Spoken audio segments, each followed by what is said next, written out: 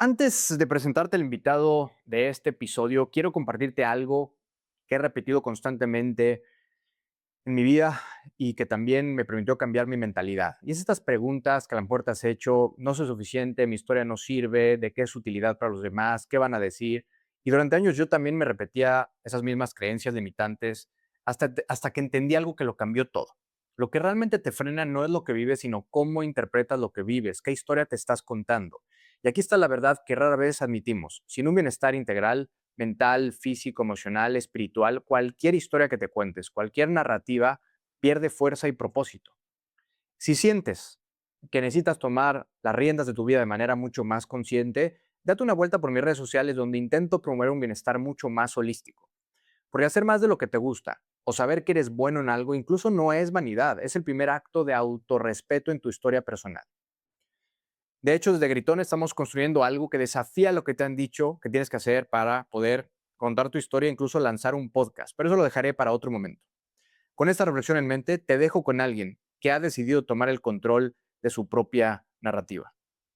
Me llamo Braulio Filoteo y esta es la historia de Alejandro Vela, exfutbolista profesional de fútbol, inversionista, directivo de Cancún FC. Y es interesante porque después de tener un debut soñado, abrir brecha en el deporte con un apellido que pesa en el fútbol mundial, 15 años de carrera y lidiar con 4 cirugías, incluso ser papá a los 20 años, es muy interesante cómo se dio cuenta de la vida que realmente quería tener y qué es lo que lo sacó adelante. Te dejo accionables y 5 puntos clave que aprendí de nuestra conversación. 1. El deporte y la cancha te transforman. 2. Lo relevante de tener 2 padres presentes. 3. Entender que menos es más. 4. Todo pasa. Y 5. El dinero y la fama te pueden alejar de tu talento. Aquí la tienes.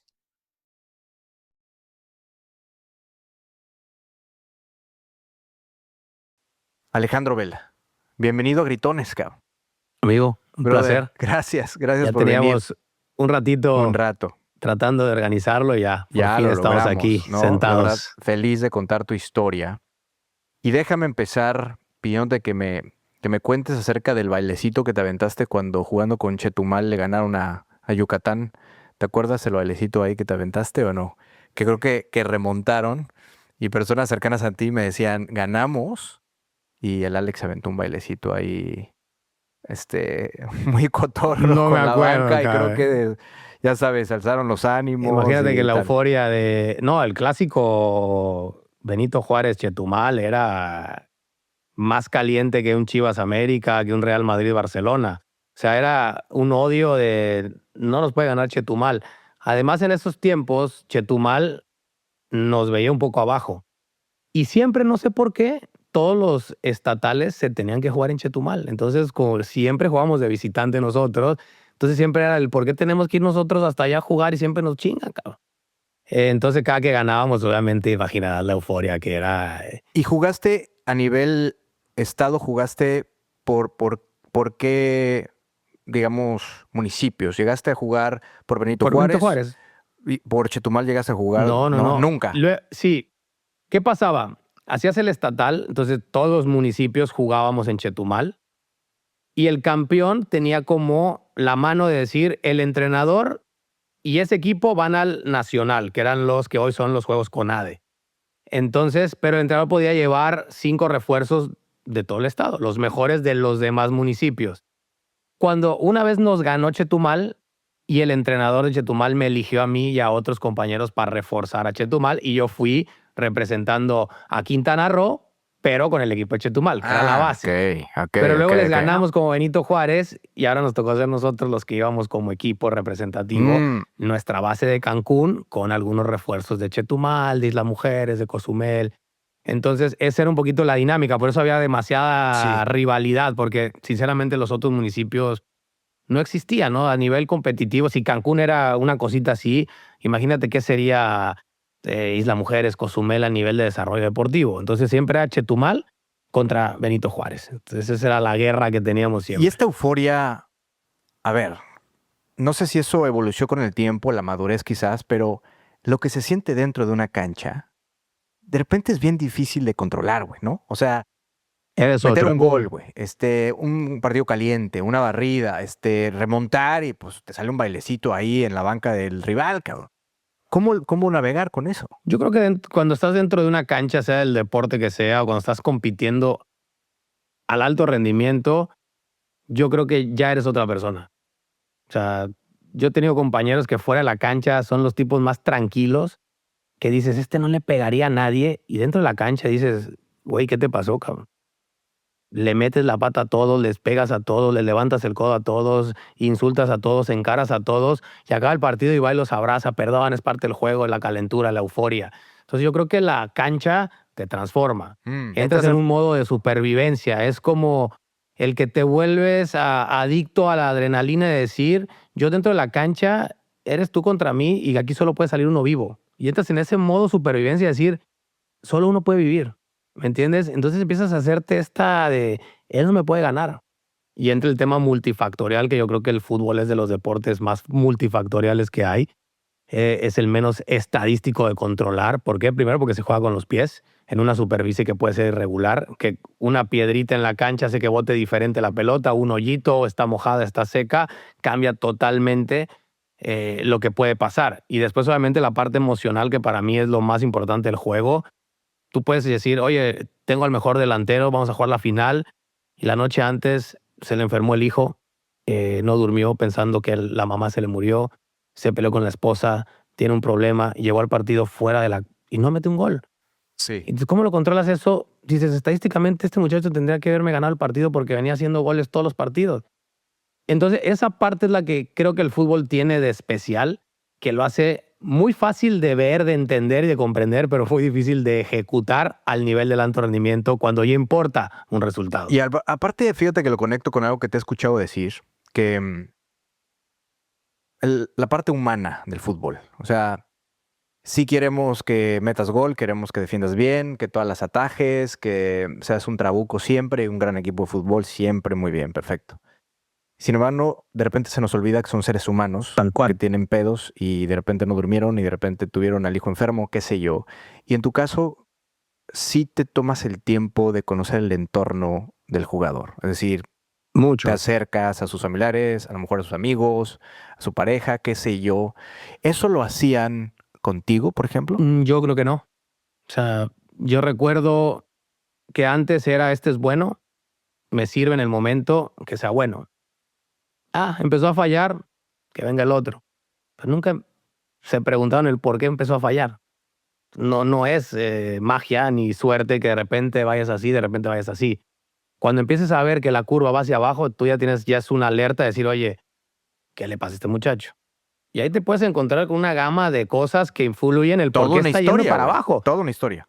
Uno, porque se desenfocó de lo más importante, porque en su vida privada se descuidó, porque tiene problemas familiares, personales, o simplemente porque realmente pues, no era tan bueno como parecía. Pero no puedes descartar todas estas y decir, no, era malo y por eso lo saqué, porque ya empezó y malo, corro, lo saco y no. Eso es realmente ser una Incluso la persona. presión de la familia, Alex. O sea, muchas veces, y yo sé de historias porque lo intenté, ¿no? Te lo decía fuera de que grabáramos, intenté ser futbolista profesional y muchos de mis colegas contemporáneos veía cómo su familia les achacaban toda la responsabilidad de éxito, de sacar adelante a todo mundo y tienes que llegar y tienes que ser futbolista profesional y tienes que mantenernos y tal. Incluso me lo verbalizaban, decir, ya no aguanto esta pinche presión. Entonces imagínate Sí, traer ese sí. costal de papas encima y rendir. Es eso, yo creo que ese es el primer factor que hace que un chico futbolista no triunfe. Cargar con una presión que no le corresponde. O sea, el primer o el obstáculo más grande de un atleta de cualquier nivel que quiere empezar el alto rendimiento puede ser un papá frustrado o un papá que quiere que su hijo viva lo que él no pudo. Ese es el primer gran error que puede cometer una familia cuando ve que tiene un hijo que es bueno en algo. Empezar a reflejar en él todo lo que nosotros no pudimos. Y eso genera una presión para el chico y el joven que no tienes idea lo que le cuesta sacárselo. Yo lo cuento mucho porque cada historia que me preguntan de los inicios del fútbol y de cómo es, imagínate que el futbolista que llega a primera división, normalmente yo te puedo decir que un 90% vienen de posibilidades muy escasas, de recursos muy limitados, de estratos familiares bastante bajos y complejos, donde cuando logran llegar, cambia la estructura a la inversa. ¿Tá? Cuando en la familia tiene que ser el padre, la cabeza del hogar y luego los hijos, cuando se invierte eso, cuando el hijo futbolista se vuelve la figura más importante en una estructura familiar, está destinado a fracasar. Mm. Porque ahora tú como padre ya no te sientes ni con la... Oye, ¿cómo le digo yo a mi hijo que no salga, que está tomando de más, que está juntando con gente que no, me va a dejar de dar dinero? Me va a quitar el apoyo que me da. No, que él haga lo que quiera. No le puedo restringir sus salidas. En ese momento, como padre, estamos haciéndole un daño irreversible a nuestros hijos o a la persona en este caso que quiere o está llegando a ser un atleta de alto rendimiento. Entonces, para mí eso es muy, muy importante y es algo muy complejo y es algo muy difícil. Cuando los padres pasan a ser en la estructura familiar el segundo plano, eso va destinado a fracasar. Literalmente se subordinan por dinero, básicamente. Tal cual. Básicamente. Y pasa un hijo inexperto, inmaduro, sin preparación y sin capacidad de toma de decisiones en cosas que no sean jugar o patear una pelota, hablando, vamos exclusivamente del fútbol, porque también los que solo hicimos esto, que también es la mayoría, porque antes era muy difícil como estudiar y jugar ya cuando estabas cerca de ser profesional, porque los tiempos de ir a la escuela no te daban, no había esta facilidad de estudiar en línea. O sea, era decir, o eliges una o eliges otra. Y el que elegía el fútbol y llegaba y empezaba a ganar dinero, ¿quién lo enseñó a administrar? ¿Quién le enseñó a invertir? ¿Quién le enseñó a prepararse para un futuro cuando se retire?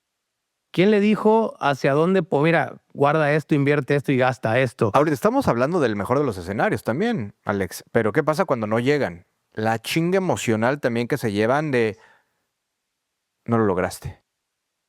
Nos desilusionaste. ¿Cómo es posible que no lo conseguiste? Todo el mundo dependía de ti, Claro, cabrón. o llegaron un ratito Espérame. donde incluso, es que mira, vamos a partir desde que un salario de un chico que juega fútbol, yo tengo un hijo que juega, y yo cuando llegué a Guadalajara con 16 años, mi salario en fuerzas básicas, que era un apoyo, porque ahí te dan todo en la casa club, eran 900 pesos mensuales. Para mí era mucho dinero. Luego subí de categoría y me subieron a 1500. Yo decía, a mí solo esto Ya es una estoy. maravilla. Me dan de comer, tengo donde dormir. Voy a ganar 3000 pesos. Yo decía, no. Hasta decía, no, mis papás, ya no me manden. Yo aquí tengo ya. Yo No me soy manden, independiente. gracias. Yo soy independiente, yo hago mis cosas. Si empieza el otro camino de, oye, vamos a salir. ¿Quién te limita las salidas? Nadie. Tus papás no están. Y tú te vuelves tu propio jefe. O sea, tú te vuelves tu propio papá. Tú dices, yo digo tomo que la... hay como un ego de futbolista, ¿no? Sí, que incluso no. te sientes A ver, yo tengo 18 superior, años, yo soy güey. 18 años, soy mayor de edad, ya gano mis 3000 Soy pesos. futbolista Me los quiero aparte, gastar güey. saliendo al antro, pues voy al antro. Se juega fútbol. Y esa es donde te puedes perder y donde la mayoría se puede Muchos, perder sí. y la mayoría se pierde. Pero te decía, incluso hoy llega a ganar un chico que está en fuerzas básicas, puede llegar a ganar 30,000, 35,000 pesos, que es mucho más de lo que gana su papá. Entonces todos creen que él ya tiene dinero, pero el chico no sabe que mañana se acaba ese ingreso, no va a volver. Y el papá queda con la expectativa, no, mi hijo ya gana esto, me está dando, y el momento que su hijo no llega es, oye, ¿me vas a dejar de dar dinero? Se vuelve todo un conflicto Está cabrón, está muy cabrón. Está o muy sea, cabrón. que se desnivela la estructura familiar, que no sabes ni de quién es la culpa, y no puedes entender de, oye, mi hijo pasó de ganar a no ganar, y ahora ¿dónde saca hasta 5,000 pesos trabajando? En tu caso, creciendo, llévame a esos momentos, creo que 4 hermanos, tus padres. ¿Cómo eres en torno, ¿no? ¿Cuáles eran esos principios y valores que hasta el día de hoy recuerdas? Mira, yo creo que he sido muy afortunado. Eso siempre lo voy a comentar en todas las entrevistas o cada que hablo de mi vida. Yo soy bendecido. Dios creo que me eligió para hacer lo que hice. Yo soy muy creyente y creo que me dio lo más importante que puedes tener en esta vida, que son 2 padres presentes. Y te voy a decir incluso, no sé si es la palabra correcta, porque mi papá tenía que trabajar muchísimo para darnos lo que nos podía dar. ¿Qué hacía? Mi papá tenía un taller de tornos y refacciones. ¿Y mamá? Y mamá dedicada 100% a nosotros. Bueno, 4... éramos 4 hombres de edades medio ahí, llevaderas, y éramos un caos en la casa. Pero digo, lo que más valoro es que puedan estar mis padres como un matrimonio sano, juntos. El papá trabajador, proveedor, la madre cuidando el hogar y trayéndonos en friega, porque mi mamá era una persona con una personalidad y un carácter muy fuerte que siempre vio por nosotros y nos exigía de la manera correcta, con un orden bueno, porque mi mamá era, no van a ir a jugar fútbol, que sé que es lo que más les encanta, si no acaban la tarea. Y nos dolía la panza, no quiero ir a la escuela. No, usted va a la escuela, porque la escuela es más importante. Entonces, mi mamá fue muy ordenada y fue muy estricta con nosotros en las cosas que eran importantes ser estricta. Porque en lo otro, mi mamá era una consentidora y mamá nos daba todo y nos preparaba comida, nos tenía todo listo, nos lavaba la ropa, hacía todo mi mamá. Pero a la hora de poner prioridades, era muy estricta en la escuela, es mucho más importante que el fútbol. Me sacas malas calificaciones, no te llevo a entrenar. Oye, mamá, estoy cansado, no quiero entrenar. No, es un compromiso, vas. Nos enseñó mucho esto de la responsabilidad, de que cuando te hagas un compromiso, cúmplelo. Y mi papá es la otra parte, ¿no? Esto que dice que son las medias naranjas, ¿no? Mi papá es todo lo opuesto a mi mamá, pero es totalmente complementario, ¿me entiendes? Entonces es como una amalgama perfecta, porque mi papá es súper relajado, súper tranquilo. Él es enfocado en sus cosas, en lo que puede controlar. No le gusta meterse en las cosas que no puede controlar. ¿Futbolero? Mi papá fue futbolista. Mi papá tuvo que dejar el fútbol porque mi abuelo no lo apoyó y casi lo forzó a trabajar. Y luego, cuando él se escapa, porque no le hace caso a mi abuelo y se decide ir a jugar, se va a Yucatán a jugar con los Leones de Yucatán, que era segunda división en ese momento, y se rompe la rodilla. Y ahí se acabó la historia de futbolista de mi papá. Mi abuelo le dice, ya ves, te dije, ahora ponte a hacer lo que tienes que hacer, que es el negocio de los tornos. Pero mi papá era un dotado, todos los deportes los sabe jugar. Mi papá agarró una raqueta, en 2 semanas ya estaba jugando tenis muy bien. Agarraba una pelota de básquet, en 2 semanas ya estaba metiendo todas las canas. O sea, mi papá tenía un don natural para hacer los deportes. Pero en su vida era un tipo relajado, tranquilo y sobre todo perfeccionista. Mi papá me decía, hijo, haz una cosa, pero hazla perfecta. No hagas 2, 3 cosas ahí mal hechas. Mi papá lo ves que se pone a armar una cosita, ves cómo le dedica el tiempo hasta que quede como tiene que quedar. Y eso yo le aprendí mucho a él. Es decir, hay que hacer menos cosas, pero hacerlas mejor. No hagas tanto, no abarques en no. Haz 1, 2, las que puedas hacer bien, hazlas. Entonces mi mamá era como el empuje, era como el carácter, era como que la responsabilidad. Y mi papá era como el toque de perfeccionismo, decir, hijo, haz una cosa, pero hazla bien. No quedes mal. ¿Surgió algún deporte alterno al fútbol o siempre en tu casa fue...? Todos los deportes. Nosotros tenemos una casa que estaba hermosa. Mi papá la compró el terreno, medio construyó.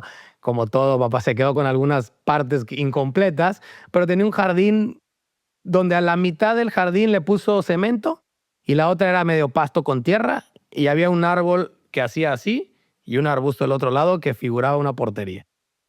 Y del lado del cemento, mi papá, como trabajaba la herrería y todo esto de refacción y todo, nos hizo una base para una canasta, nos compró un tablerito y colgó una canasta de básquetbol.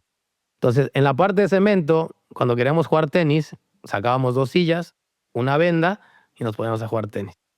Cuando queríamos jugar básquet, pues agarrábamos las almendras que caían de los árboles y pintábamos las líneas de básquetbol en el pedazo de cemento y pintábamos el tiro libre. O sea, tenías un multifuncional ahí, cabrón. Teníamos el deportivo todo, completo. Fútbol americano, pues nos salíamos con la pelota de fútbol americano. Béisbol, tenemos espacio para lanzar y batear. ¿Cuántos se llevan entre los hermanos en promedio? Mi hermano, el mayor, es 2 años más grande que yo. Okay. Luego sigo yo. Luego yo a Carlos hay una brecha de 5. Pero luego Carlos con el más chico se llevan 2. Entonces siempre fueron 2 chicos, 2 grandes, pero que relativamente podíamos jugar juntos los 4. Entonces casi siempre jugábamos los 4. A veces no necesitábamos ni más gente. Algunas veces iban amigos y jugábamos, pero realmente nosotros en el jardín de la casa jugamos todos los deportes. El que más nos gusta alterno al fútbol fue el básquetbol. Fue el que más hicimos ya también un poco. Yo en la escuela jugaba básquetbol muchísimo. Mi hermano Carlos incluso llegó a ser seleccionado estatal de básquetbol con Quintana Roo. Fue un nacional jugando fútbol y básquetbol, los dos al mismo tiempo. Y era como que el segundo deporte que más nos gustaba, pero realmente jugábamos todo. Mi papá después de la rodilla jugaba softball. ¿Y se integraba con ustedes, tu jefe? Sí, salía cuando podía. Digo, llegaba tarde, pero a veces salía y íbamos a jugar tiros de básquetbol, tiros libres, triples. Ya me imagino cuántos cristales rompieron. No te digo cristales y focos. En la casa estaba lleno de focos y rompimos. No tienes idea. Eso era lo caótico en la casa para mi mamá. Salirnos a corretear con la chancla. Oye, ¿tienes la memoria de tu primer par de zapatos de fútbol o tu primer balón tuyo? Ya sabes que este fenómeno del balón es mi pelota, ¿no? Y muchas veces ibas a jugar al parque y demás, y la verdad es que ibas de gane si llevabas pelota, güey, porque a huevo tenías que jugar, ¿no? Ya sabes que hacías los equipos. ¿Recuerdas ese momento en donde te entregaron una pelota, o a lo mejor una pelota, pero tu primer par de zapatos que dices... Fíjate que pelotas no, míos. Porque yo desde que tengo uso de razón, mi casa estaba llena de pelotas. Entonces, te digo, habrá unas que me gustaban más. Cuando te regalan una que era la del Mundial, bueno, me acuerdo de un trusco que nos regalaron, ¿no? O sea, un balón de estos de Adidas Mundiales, Adidas Trusco. Pero no, y zapatos, a ver, éramos de clase media baja, ¿no? No teníamos lujos. Afortunadamente tampoco te puedo decir, no, yo vengo de un extracto donde no tenía para comer. Gracias a Dios, mi papá, tío, trabajó mucho para que siempre tuviéramos que comer y tuviéramos las cosas necesarias, las cosas básicas. Entonces, me acuerdo de unos zapatos que se llamaban Montaño, que eran como, en vez de las 3 filas de Adidas, tenía 4. Me hiciste recordar los Manriques, güey. Sí, los Manriques es la M de la cajita de McDonald's, ¿no? Estos eran Montaño y eran 3, como las 3 de Adidas, tenía una línea más.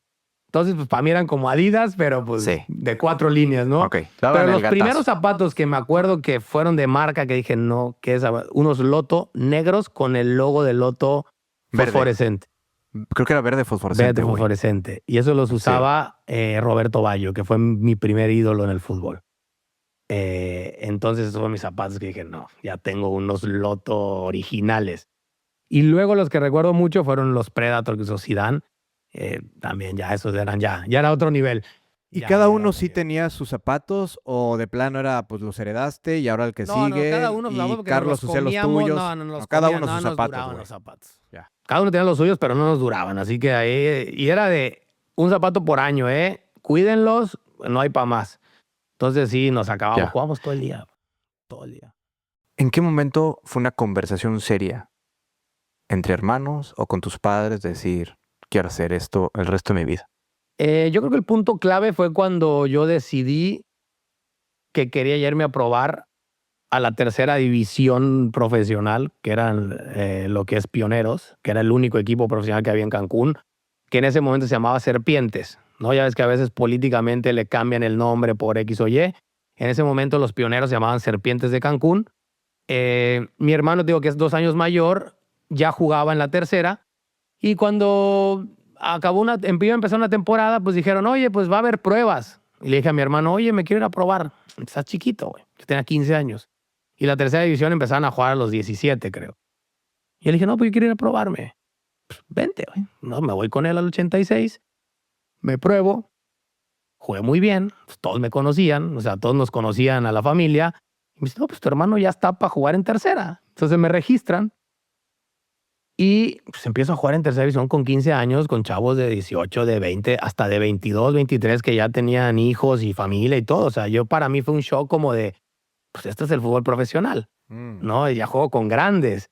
Me acuerdo que estaba Pepe Casellas, como de, no sé si era presidente o director deportivo, y tenía mi salario que eran 500 pesos, y yo pasaba por mi billete 500 pesos en mi sobrecito, y con eso me iba a la escuela y le decía a mis amigos, hey, yo les invito las tortas y los refrescos. Pidan lo que quieran. Pidan lo que quieran ahí en la casa. De verdad, es donde te empiezas a hacer esto de decir, pues ya estoy generando algo, ya siento que yo puedo comprar algo, y es donde empiezas a dar valor un poco a lo que tienes.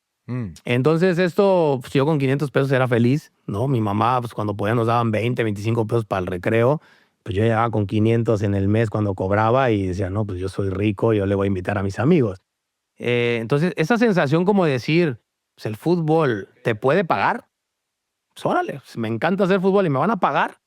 Ok, y empecé a explorar. ¿Y abordaste el tema? Así llegó un día donde dijiste, familia o papá, mamá, voy por todas las canicas porque te diste cuenta de eso. Sí, tal cual. O sea, yo llegó un momento donde le dije a mi mamá, le digo, mamá, ¿cómo podré salir de Cancún a otro lado donde pueda jugar profesional en primera división? ¿Cómo será el proceso? Pues en Cancún no existía el fútbol. Mm. O sea, nadie te podía decir, no, este es el camino.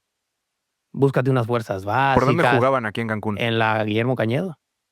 Ahí tenemos, estaba la liga y al lado donde están las sintéticas y donde juegan los lagartos, eran 2 canchas de tierra blanca que ahí entrenábamos porque eran gratuitas y eran municipales y le decíamos los polvorones. Ok. ¿No? Entonces ahí entrenábamos en los polvorones y jugábamos en la Cañedo, que pues era 70% tierra, 30% pasto, pero pues ahí para Es ahí donde nosotros... desarrollas la técnica, güey, donde, Sí, donde sí, el sí, balón donde- brinca para todos lados. Exactamente. Ya cuando eres una buena y te brinca, ya no puedes voltear a verla, ¿no? Ahí es donde te curtes y te barrías y te Exacto. valía Exacto. que tuviera tierra. Pero en ese momento, te digo, yo le dije a mi mamá, quiero algo más. ¿Cómo será? Pues mi mamá no sé cómo, te digo que era de que iba... Consiguió un número del Atlas, llamó, oye, ¿cómo se sacan pruebas para Sí. irse al Atlas? No, pues aquí, tal fecha, en tal lugar. Y de repente me dice, ¿cómo ves? ¿Te quieres ir a probar al Atlas? Que en ese momento, pues todavía veíamos el Atlas como la academia que más jugadores sacaba, ¿no? Estaba en esta camada bueno, de la Volpe, ¿no? Que sale Daniel Osorno, Cepeda y toda esta banda, y veían todos la academia del Atlas como la mejor. Entonces mi mamá me saca una prueba en el Atlas. Literalmente irte a Guadalajara. Me fui a Guadalajara, a Atlas Chapalita, que eran como 5 canchas de tierra negra, con 70 pelados más. Ya está tu prueba. 3 días. Se fue mi papá conmigo. Rentamos al que nos consiguió la prueba, nos rentó un cuarto en su casa. Fuimos a los 3 días de prueba. Paso los filtros de los 3 días y me dicen, en 2 meses regresas para la prueba final para ya saber si te quedas en fuerzas básicas o no. Yo feliz. Además fue mi primera experiencia conociendo un estadio de fútbol profesional porque pues ya estando allá nos dice el señor con el que llegamos, oye, pues hoy juega el Atlas, el último día, era un sábado, hoy juega el Atlas, yo puedo conseguir boletos, ¿quieren ir al Jalisco? Claro. Pues, ¿cómo no? Obviamente fuimos a Gallola, en la última parte del Jalisco. ¿Qué sentiste cuando entraste, güey? Ahí es donde te digo que ya me hizo match todo, decir, yo un día quiero estar allá adentro. Allá abajo. Se ve lejos, pero... Yo veía a los jugadores así, pero decía, yo quiero pisar y sentir. ¿Cómo describirías lo esa que ellos- sensación, güey, de ese día? No sé, ¿sabes dónde lo notas cuando salen los equipos a calentar? Que la gente ya ve salir a latas y ahí dije, ¿qué es esto? Qué chingón se siente. Entonces ahí todo empezó a hacer sentido todo. Ya empecé a ver que el camino era, tienes que salir de Cancún. ¿Quieres dedicarte a eso? Tienes que salir de Cancún. Entonces ahí empezó ese proceso de ya quiero algo más, me fui a probar. Entonces yo ya decía, bueno, pasé el primer filtro, estaba ansioso de ir al segundo. Y en ese inter viene la parte más importante de mi vida, que es un llamado a selección sureste, porque se iba a hacer un torneo nacional por todas las zonas del país para armar la sub-17 de la selección nacional mexicana. Entonces, a todos los chicos que juegan TDP de mi edad, los juntan y se arma una selección en Mérida y vamos pues jugadores de Mérida, de Campeche, de Tabasco, de Quintana Roo y se arma un selectivo. Pues obviamente como ya jugaba en tercera me llevan a mí, armamos esa selección, vamos a competir a Colima y nos enfrentamos contra el occidente, el Bajío, el norte, el centro y nos va bien como selección. Bueno, quedamos, creo que pasamos la primera ronda, nos eliminan, pero a mí me va muy bien y me dicen, oye, juega las finales con este otro selectivo y me meten a jugar con otra zona porque querían seguirme viendo jugar. Entonces jugamos la final y ganamos. Yo jugando, no me acuerdo si era para la selección ¿De otra región del país? de otra región. Ya. Y recuerdo que voy al baño y estaba Manolo Lapuente, que era el entrenador de la sección mayor, también ahí, y me dice, juegas muy bien, vas a llegar lejos, así me. No, felicidades. ¿Y ubicabas quién era cuando entraste Sí, al baño? obvio, Sí lo ubicabas. obvio. Ok. Yo me quedé así, qué chido. El entrenador de la selección nacional sub-17 era José Luis Real, el Güero Real. El de la sub-20 era Jesús del Muro. y el de la mayor era Manolo Lapuente. Entonces ya hacen la premiación, bla, bla, bla, todo perfecto. Se acabó el torneo, qué bonita experiencia, pues como que llegas a tu realidad, seguir jugando aquí en Pioner, aquí en Serpientes. Y de repente llega un fax a Serpientes y me habla Pepe Cáceres y me dice, Alex, ¿qué crees? Yo, ¿qué? Te convocaron para la selección nacional sub-17. Y yo, ¿cómo? ¿Cómo que la selección? La selección de México. Yo jugando en la tercera división de Cancún, o sea, todos los demás jugaban en fuerzas básicas. Todavía no regresabas a los 2 meses del No, Atlas. es en el Inter. Entonces, digo, ese lapso como de 3, 4 meses fueron la locura para mí. O sea, fue el detonante el que cambió mi vida, porque te tienes que presentar en el Centro Pegaso, que en ese momento lo que es el CAR, en la Ciudad de México. Ahí por donde estaba el Estadio Azteca, ahí Claro, en cortito. te mandaban tu vuelo, le dije, pues mi papá, no, esa vez me acompañó mi mamá a la primera convocatoria, va mi mamá conmigo, y pues ya, te hospedaban en un hotel, nos llevaban a entrenar al Pegaso, regresábamos, hicimos una concentración de 3, 4 días, regreso, me va bien, a las 2 semanas me vuelven a convocar, y ahí es donde me abre el Güero Real y me dice, oye Alex, ya tienes viniendo 2 veces, pero siempre se me va dónde juegas.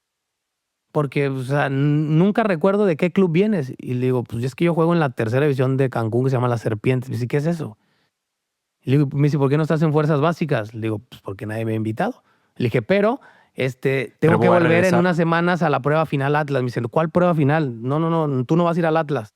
Yo soy el director de fuerzas básicas de Chivas. Tú termina tu ciclo escolar y en verano te espero en Guadalajara y ya estás en Chivas. Y ya fue como que, ya estás. Termina la escuela y te veo es que eso habrá pasado en mayo y en junio tenía que estar ya en Guadalajara.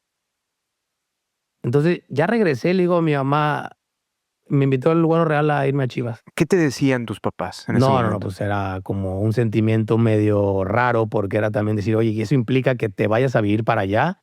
¿Tú solo? Sí, hay una casa club, ahí me van a dar todo. El Güero Real habló con mis papás, le explicó de qué se trataba y pues fue como un shock de qué padre que vas a lograr lo que querías, pero para mis papás, imagínate, dejar ir a su hijo de Cancún, un pueblo, Cancún era un pueblo, nos conocíamos todos en Cancún, a irme a Guadalajara, una ciudad gigante, que a vivir solo con 40 pelados de no sé dónde, de diferentes edades, pues era un shock y un cambio radical y brutal para mi vida, pero yo siempre dije, yo quiero ir. No, mis papás, pues, ¿estás seguro?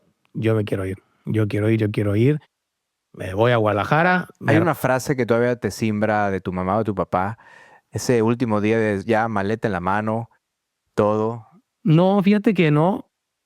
Pero, o sea, me acuerdo que allá, ya cuando también va mi papá y mi hermano el mayor me acompañan a Guadalajara.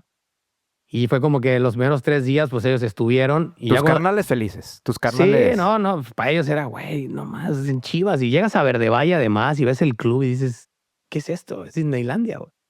No, yo conocía lo mejor que había en Cancún era el Cancún 86. El polvorón, los No, el polvorones. Cancún 86 que lo veías como Wembley. Llegar a ver las canchas de pasto natural de Verde Valle era una cosa te decías, ¿qué es esto? Estoy en un sueño. Pero, pues obviamente sí, mi mamá fue de, si ese es tu sueño, Llegaste con tu jefe y tu carnal. mi carnal. ¿Cómo fue el primer día?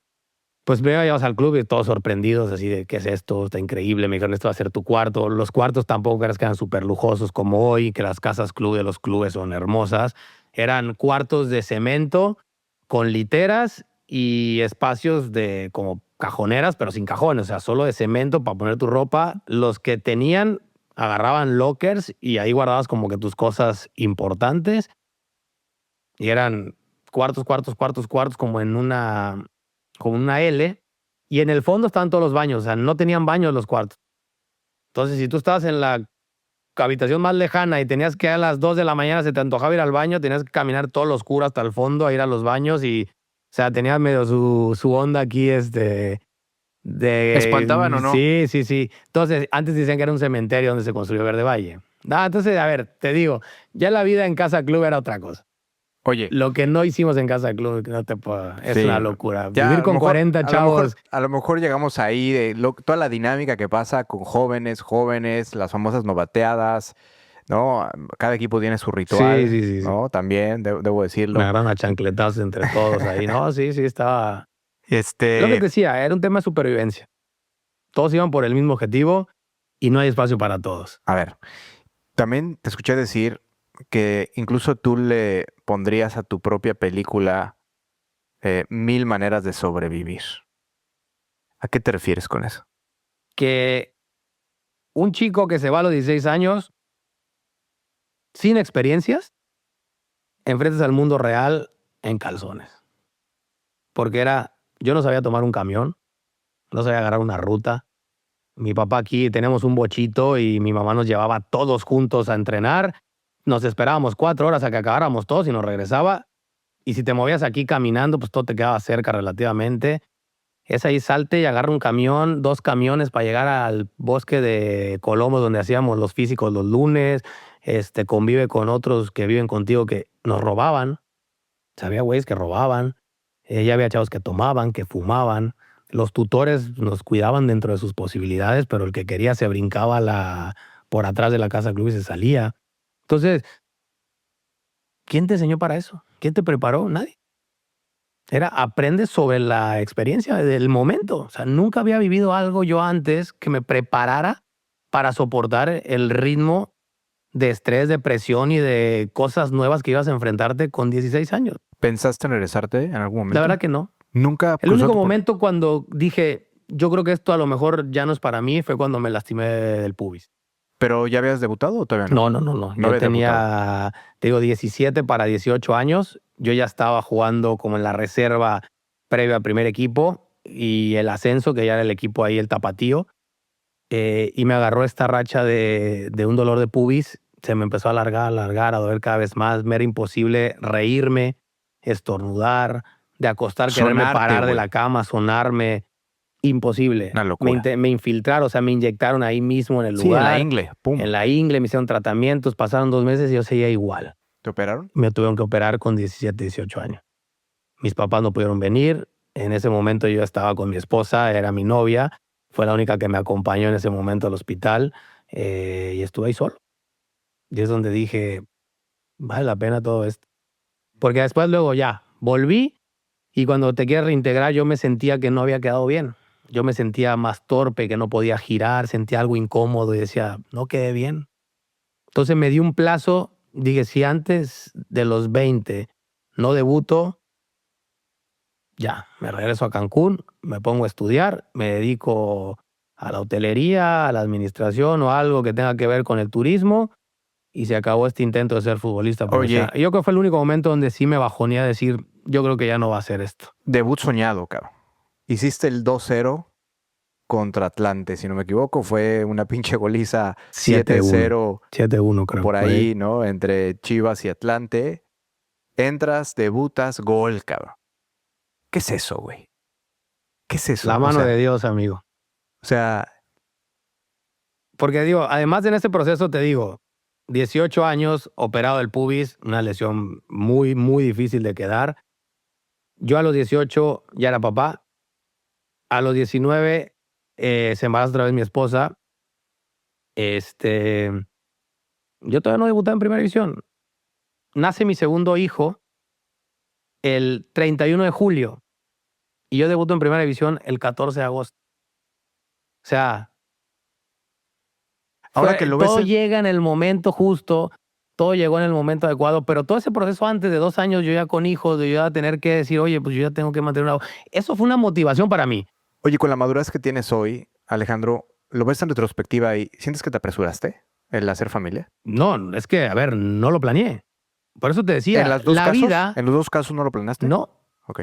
pero, porque no, por eso te decía, ¿no? La experiencia de toparte y decir, oye, güey, yo iba sobre la marcha aprendiendo cosas. Lo que sí yo creo que tenía, que me hizo muy fuerte, es lo que te decía que yo aprendí de mis papás. Si ya te metiste en algo, lo terminas y te haces responsable. Y no abandonas y no te buscas la salida rápida. O sea, es como decirle, agárralo todo por los cuernos, hermano, porque toda acción tiene una consecuencia, buena y mala. Y cuando vengan las malas, también tópalas de frente. Entonces yo cuando somos papás, mi esposa y yo, pues dije, pues ya está, no lo planeamos, pero ¿y qué hago? ¿Nos ponemos a llorar? le voy a seguir dando al fútbol. Si me toca jugar en primera división, extraordinario. Si no, ya veré qué hacer para mantener a mis hijos. Ya. Y entonces viene el nacimiento de mi hijo. Y justamente Cristo es el segundo, El segundo. el que nace 14 días antes de que yo debute en primera división. O sea, ¿y cómo debuto en primera división? Porque Omar Bravo lo llaman a la selección y se va al Mundial. El Venado Medina también. Y el Negro Sandoval, que era el tercer extremo, le da apendicitis unos días antes de la pretemporada. Entonces Benjamín Galindo, que era el entrenador, me dice, Alex, pues en la escalera en el orden de extremos, tú eres el que sigue, te vas a subir a la gira. Fuimos una gira a Estados Unidos, jugamos contra Pumas y contra Boca Juniors, la rompí y regresando me dice Benjamín, vas a debutar y de titular. Y no sentía secuelas de la pubitis. No, en ese ya había momento. pasado. No, Esa nada. sensación de que no quedé bien duró como 4 meses después de que volví a jugar. Ok. Ya después de 4 meses me empecé a sentir bien. Dije, bueno, voy a seguirle dando porque ya me siento bien. ¿Cómo navegaste o cómo se navega con llamadas o no sé, estaría interesante que platicaras cómo te enteras que te vas a Chiapas? O sea, ¿es un balde de agua helada? ¿Es algo premeditado? Porque siento que muchas veces en ese tipo de noticias el último que se considera es al jugador. Sí, pero, o sea, sí fue una noticia que me cimbró y me dolió. ¿Fue teléfono? Te Porque, mandaron ¿sabes qué llamar, güey? pasó? ¿Cómo fue? Que yo después de que debuto, no dejo de jugar en primera. O sea, yo debuté y afortunadamente me mantuve jugando. En el último torneo antes de irme, ya estaba el Chepo de la Torre de entrenador. Y con él no siento que hago clic y no me sentía como con él. Yo creo que él tampoco conmigo, como que no le gustaba mucho. Y de repente empecé a no jugar ya demasiado. Entonces termina este torneo y yo me fui con la sensación de, este torneo me fue mal.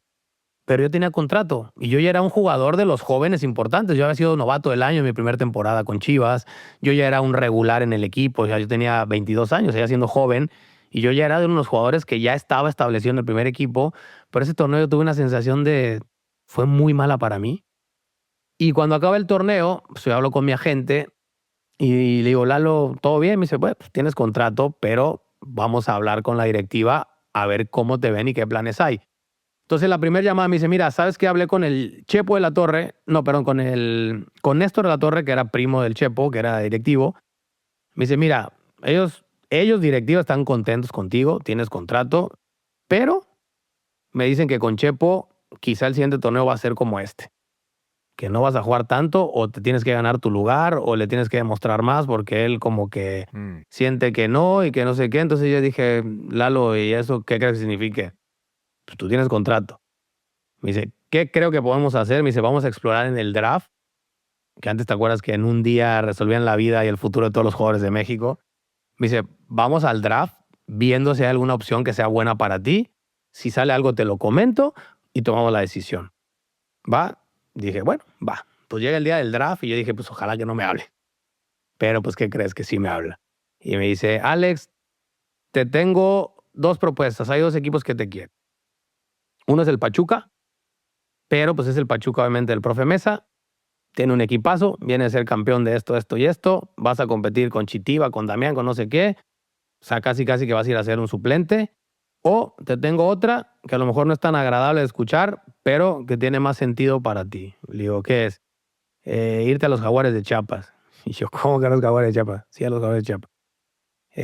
Van a vender a no sé qué jugador y va a llegar el entrenador, el Yayo de la Torre, que también es pariente de los de la Torre que estaban ahí en Chivas. Y me dice, él te quiere sí o sí para que sea su extremo titular. Él te va a poner a jugar. Seguro.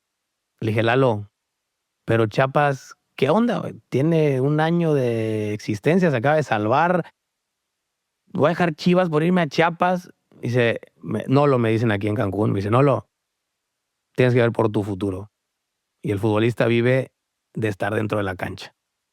En Chivas te puedes quedar, pero vas a empezar desde abajo otra vez a ganarte oportunidades. En Pachuca vas a ir a ser suplente a ganarte oportunidades. Y aquí te están ofreciendo la garantía de que inicies como titular y tú sostienes esa posición.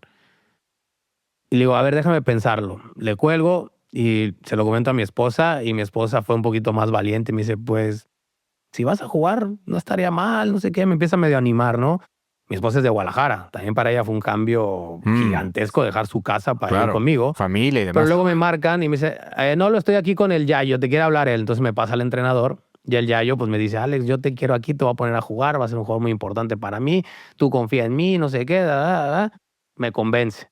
Necesitaba esa voz del entrenador como para decir, güey, Güey, haciendo doble clic ahí rápidamente, ¿qué tanto con tu experiencia has visto que cuando no haces clic con un entrenador, que son al final los que te ponen a jugar, es un tema de personalidad, es un tema de que le caes bien o no le caes bien, es un tema más que puede ser extrafutbolístico muchas ocasiones? todas. O sea, puede ser Está muy es cabrón un eso, mix de ¿no? todo. Yo por eso te digo que el fútbol es, la gran parte es emocional.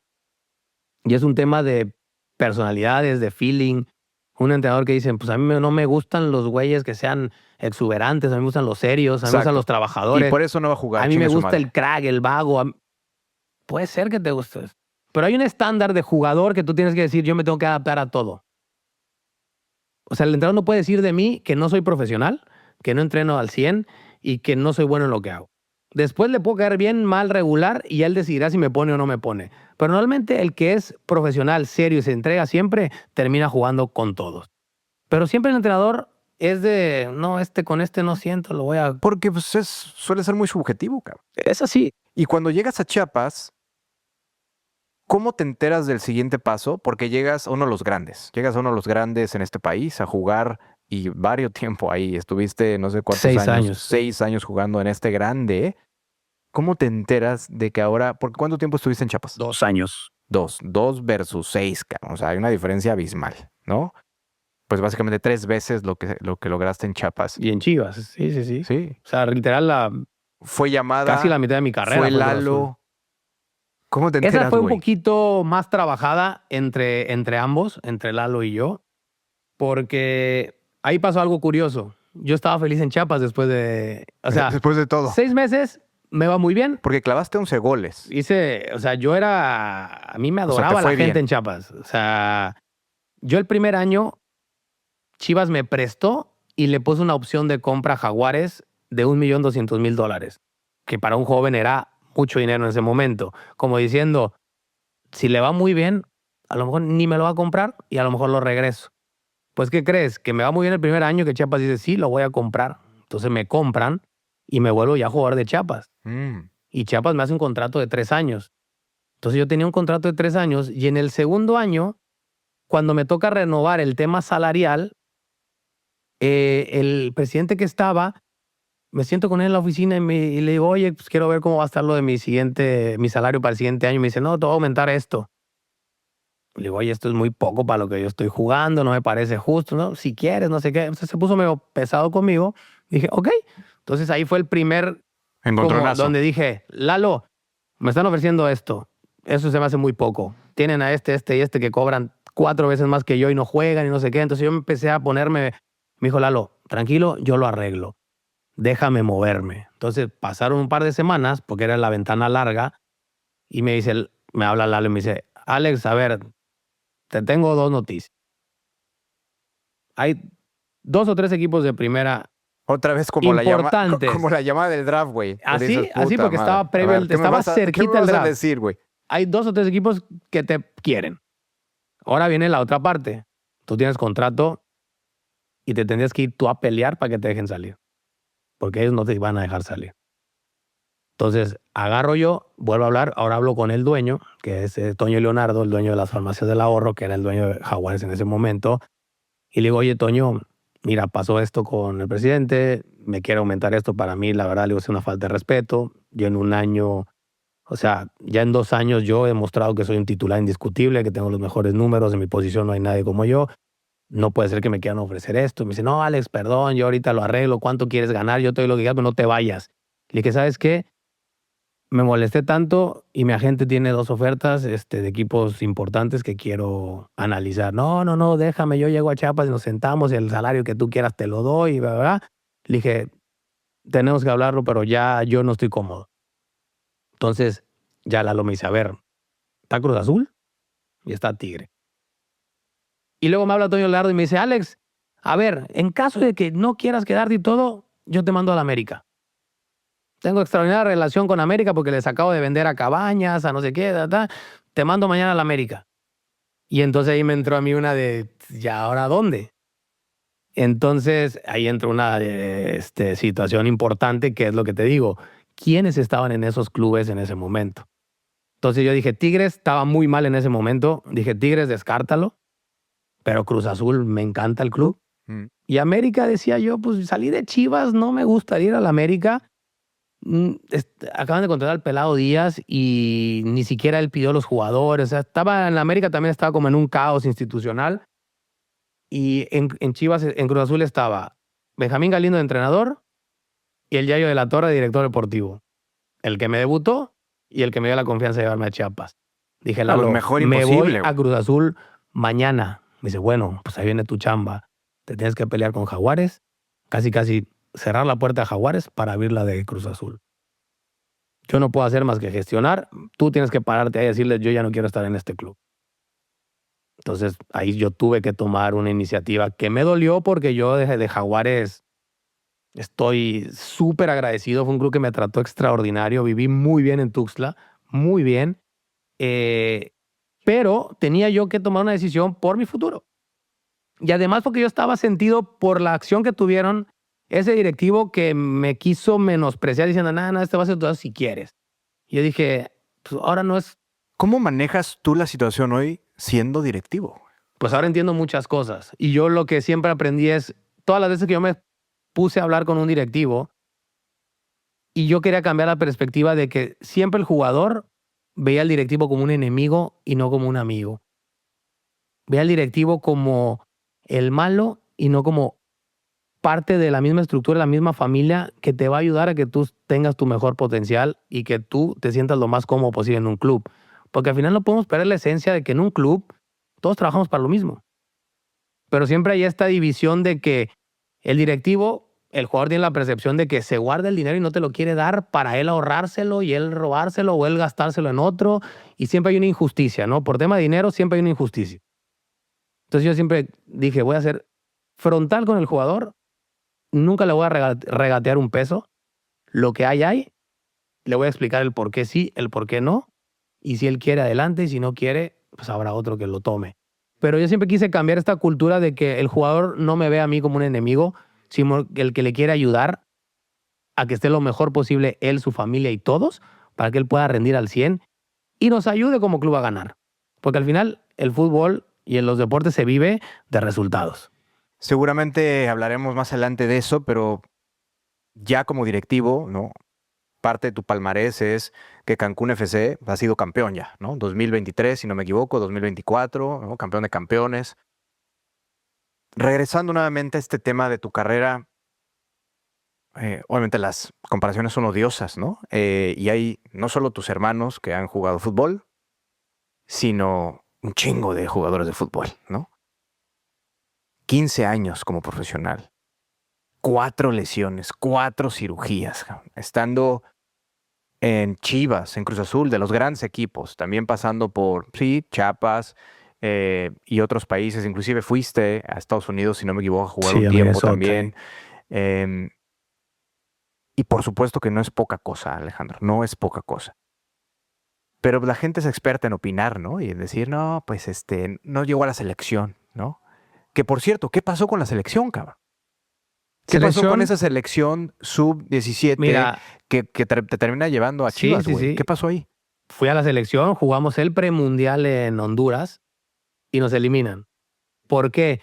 Porque normalmente califican 3 países de CONCACAF a los mundiales juveniles, pero en ese año iba a ser en Trinidad y Tobago el mundial. Entonces automáticamente se quitó una plaza para CONCACAF porque era para Trinidad y Tobago y se hicieron 2 grupos y solo pasaba uno de cada grupo.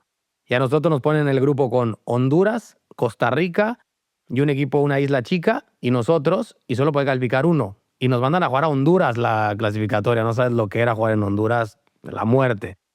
Entonces nosotros perdemos con Costa Rica y terminamos quedando fuera por goles. Mm.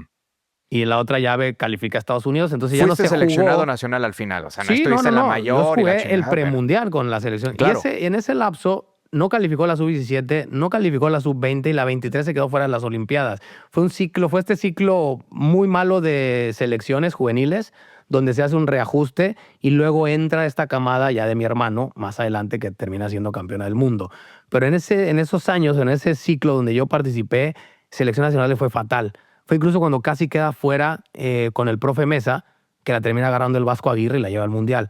Pero fue una reestructura total en selecciones y no me tocó ir a un Mundial con la sub-17.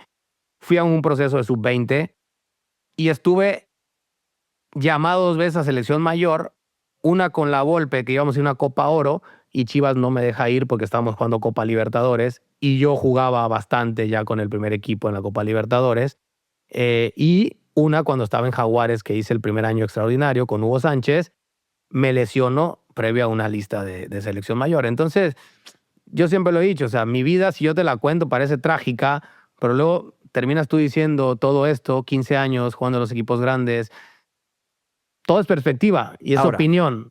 este tema de las lesiones, porque yo soy deportista, por supuesto no a tu nivel, lejos. Pero da coraje, hay una serie ahí de emociones, ¿no? En el instante inmediato que sientes el tirón o sientes algo raro en tu cuerpo y demás. ¿Cuál de esas 4 lesiones te hicieron dudar más de ti mismo como deportista, de tu identidad, de estar a nada de mandar todo al demonio, quitando quizás la primera que decías, puta, aquí si no debuto antes de tal edad, pues bye? De las otras 3, ¿qué ocurrió? Yo creo que la más difícil fue la de la rodilla. Que fue la última, si no me equivoco. Fue la última. Porque ese torneo, además, con Cruz Azul tenemos un equipazo. Habíamos sido superlíderes con el profe Mesa. El Chaco, el Tito Villa fue campeón goleador. Robamos en la liga en la temporada regular. Y entramos a cuartos de final contra Pumas, que le habíamos sacado creo que 15, 17 puntos de ventaja. Y en ese partido de vuelta, yo me rompo saltando, caigo, giro y me atoro y se me rompe la rodilla. Así, así en un momento se te va todo. ¿Qué cruzó por tu cabeza ese partido, güey? Mira, primero fue como un momento de estas cosas de sensación de que yo no sabía qué tenía, obviamente. Pues nunca me había roto la rodilla. Yo sentí un chasquido y cuando quise estirarla, ya no podía estirarla al 100. Entonces ahí es donde me asusto y hago así y entra por mí el doctor y digo, el doctor no la puede estirar al 100. Me dice, tranquilo, no sé. Yo siempre era muy preguntón, pero ¿qué puede ser? Que a lo mejor es el menisco que se te atoró y todo esto, pues sería algo muy leve, pero hay que descartar cualquier otra cosa. En ese mismo lapso me llevan al hospital a Ángeles del Pedregal, me hacen la resonancia, no tiene respuesta porque fue en sábado hasta el lunes. Entonces esos 2 días para mí fueron la muerte. Yo estaba 2 días no sabiendo qué tenía. ¿No? Podría ser el menisco, que era una lesión de 1 mes, o podría ser el cruzado, que es una lesión de 6, 7, 8 meses. Entonces, esos 2 días para mí eran como, necesito saber qué tengo, güey.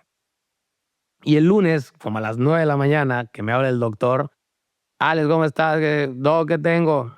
Malas noticias. Ahí sentí dijiste, puta. te he roto el cruzado. Todas esas lesiones, Fue güey. una cosa que se me acabó así de, no te puedo creer. Otra vez, en mi mejor momento, me viene una lesión así, la peor que le puede pasar a un futbolista, creo yo, que es la del cruzado. Ya ahí fue un momento muy, muy, muy duro, porque además después de que te operan, prácticamente los primeros 2 meses no puedes hacer nada. O sea, el primer mes ni siquiera iba al club porque no podías caminar. Era levantarme todos los días a quedarme acostado en mi casa, en mi cama. ¿Y cuál era la emoción preponderante, güey? La dominante. No era tristeza total. Absoluta. Total. ¿Considerabas que estabas deprimido? O sea, una palabra que sí. los futbolistas a lo mejor dicen, Sí, no, pues sí, estaba sí, triste, pero no, puedes entrar en un cuadro Depresión. depresivo, güey. Total. Ese mes para mí era, no sirvo. Soy una persona menos en el mundo, o sea, ni a mi familia podía atender porque no podía caminar. O sea, no podía jugar con mis hijos. Estaba en la cama y ahí, oye, sí, pero yo me sentí inútil, ¿me entiendes? Y cuando tú vives de tus piernas, que no puedas caminar y no puedas hacer, eres un inútil.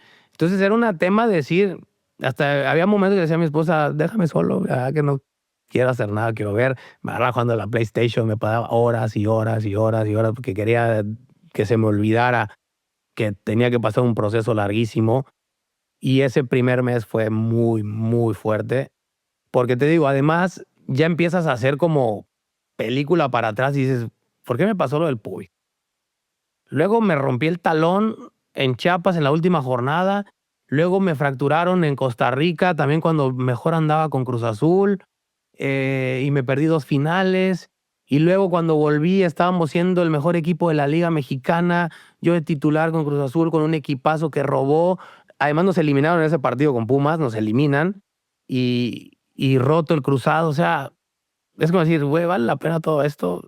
¿Hay algo ahí, Alex, que recuerdes que te ayudó a salir adelante, güey? Puede ser un libro, puede ser una película, puede ser un compañero, puede ser un jugador, puede ser un entrenador, puede ser un acondicionador físico que te haya ayudado con algún consejo, güey, con algún abrazo, güey, con muchas veces son cosas que nos tocan para toda la puta vida y inclusive esa otra persona no es consciente de lo que impactó en ti, ¿no? Es decir, pues yo estaba hecho mierda, ¿no? O sea, después de estas Sí. lesiones, güey, de mi carrera, si hubo algo o alguien que pudo hacerte el viaje de nuevo un poco más placentero. Sí, y creo que fue Dios.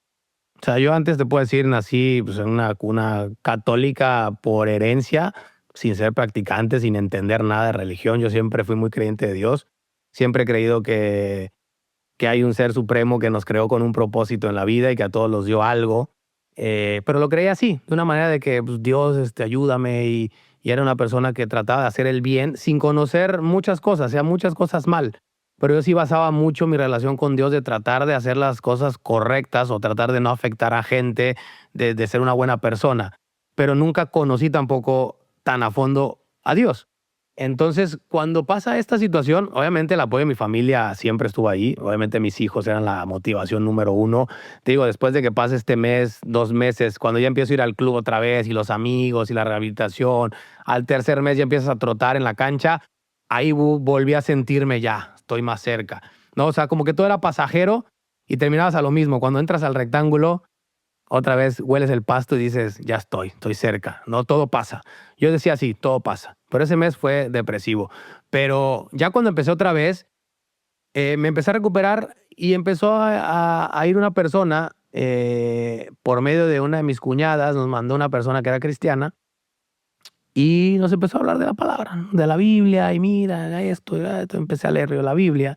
Me empecé a acercar un poquito más a esta parte de, pues, a ver, pues, quiero conocer de Dios, ¿no? Si la Biblia es la palabra de Dios, pues quiero saber de qué se trata la historia y quiero conocer.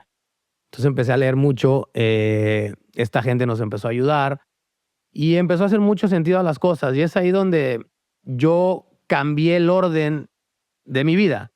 Yo en mi vida dependía mucho fútbol, mi familia y Dios. Y lo volví a invertir.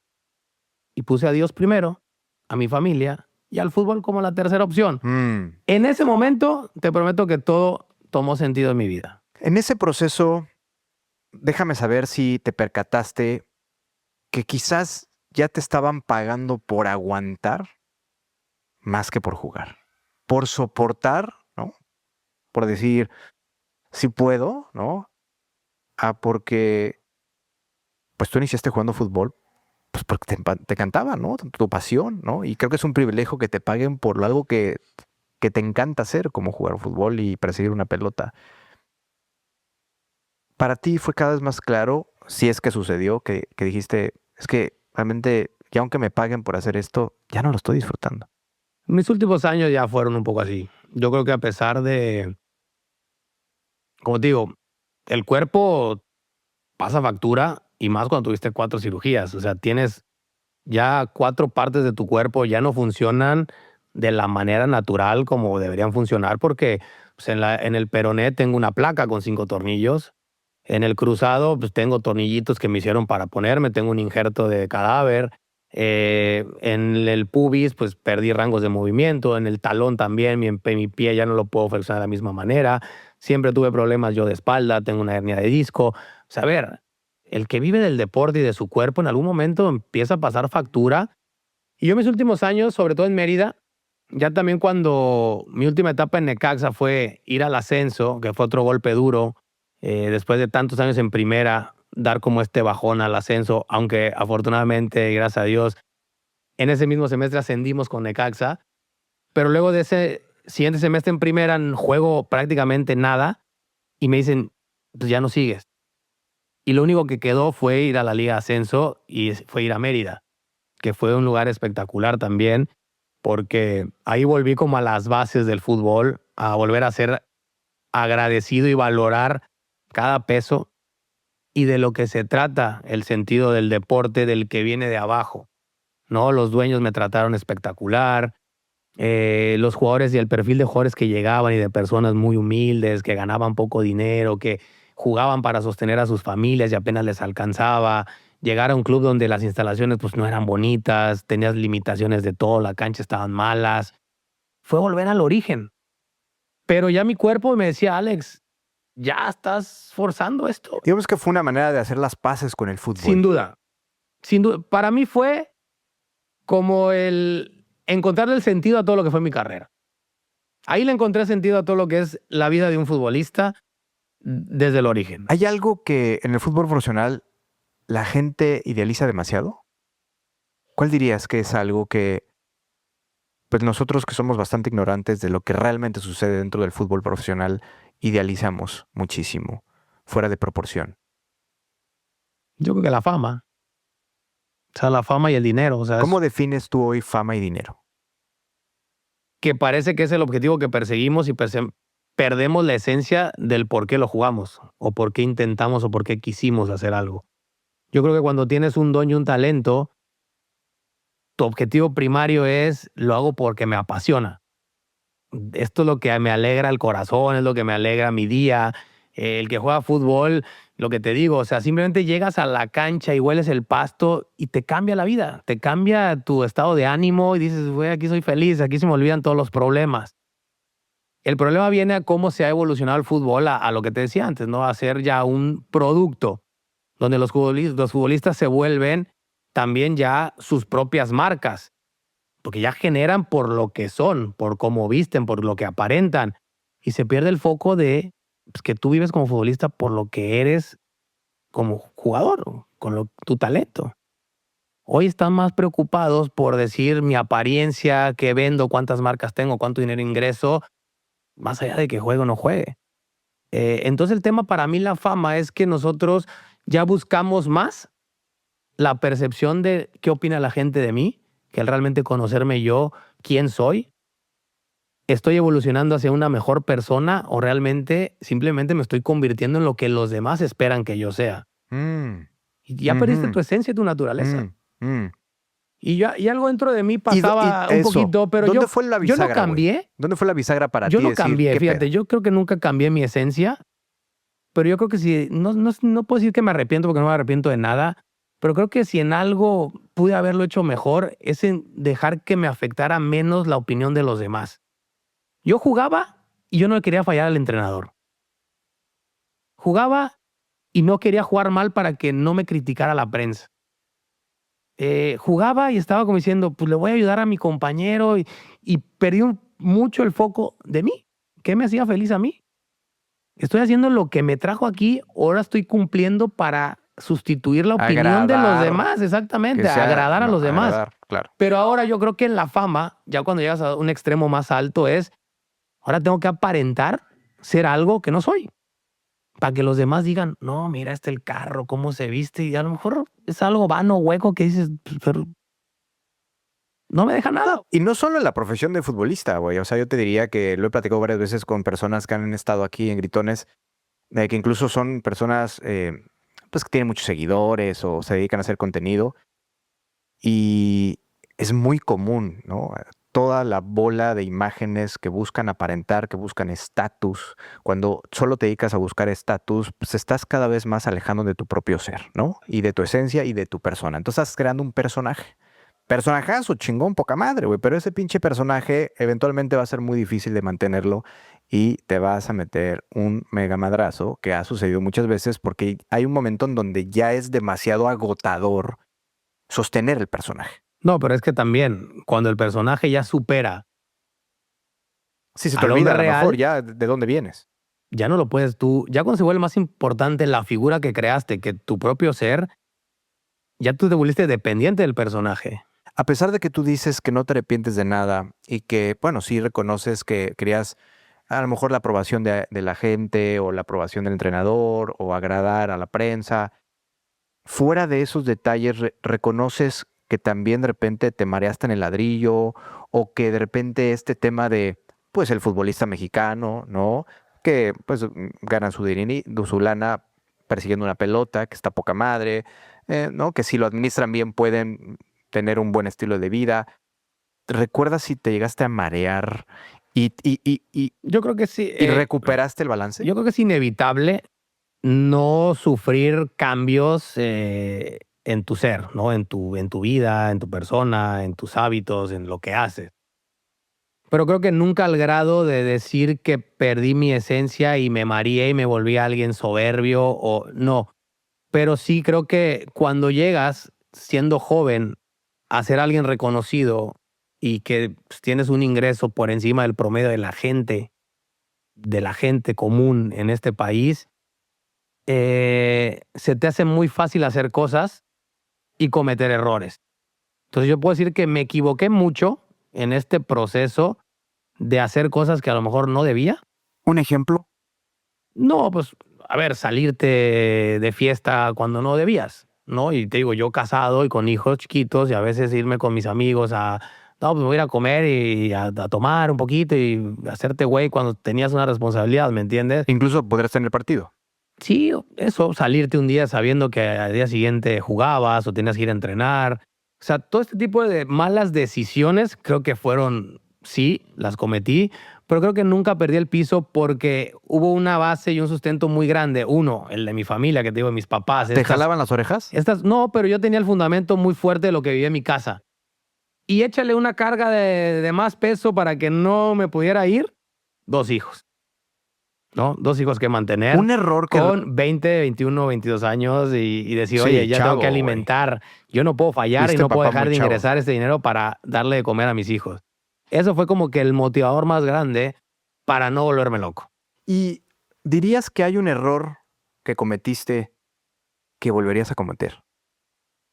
Eso, ser papá, Ser papá, joven, güey. sí.